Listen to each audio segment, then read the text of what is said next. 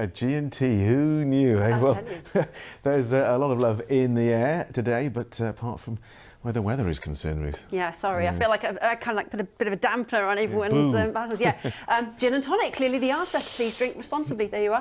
That's a public safety warning, but clearly it is the answer. Might help you forget the weather as well, because quite frankly, that is really rubbish. Nothing says love quite like a soggy bloom at this time of the year, does it? And the blooms are going to be very soggy over the next couple of days. As if they're not wet enough, we have a weather warning for tomorrow, and this covers much of South Wales in particular. Although it's going to be wet everywhere, we could see up to 40 millimetres of rain falling. That's quite significant because the ground is already so saturated, so we could have some issues with localised flooding. Here are the details. Yeah, and that forecast is enough to put a dampener on anyone's Valentine's night, isn't it? So sorry about that. A gin and tonic may be the answer. Gin and tonic, definitely. Well, it's certainly not particularly cheerful out there at the moment. Much of Wales still bearing the brunt of some really heavy downpours. These will rattle through during the first part of tonight, and then they will start to ease into the second part. But the low-lying cloud, the mist and the fog is going to stubbornly persist, and it will remain breezy out towards coastal areas in particular.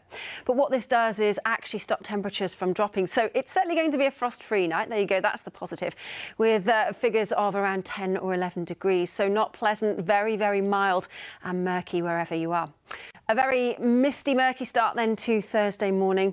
A few bits and pieces of rain, dry for a time, sunshine in short supply. But then as the weather warning comes into force, we'll see heavy rain starting to work its way in, clipping into South Wales in particular. The highest hills and mountains could see up to 40 millimetres. So the Banau Brycheiniog, even towards the north over Snowdonia, Eryri could be in the firing line too. And of course, all this wet weather is falling onto ground which is already saturated. So it's not the rainfall totals that are going to be the problem. It's the soggy ground, so making for some really miserable conditions. Temperatures, again, much like today, 13s and 14s, still unseasonably mild.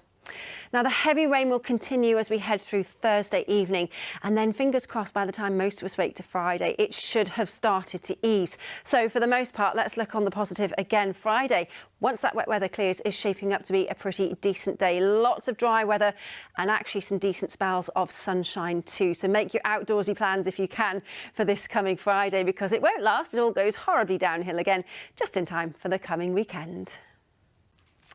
Hello there, very good afternoon to you. All very disappointing out there today, and I'm sorry to say we've got a warning on the cards for tomorrow. The whole of our patch covered by this yellow weather warning to be aware of very heavy rain. We could see up to 40 millimetres falling over higher ground, and of course the ground is already saturated, so conditions on the roads as well particularly nasty.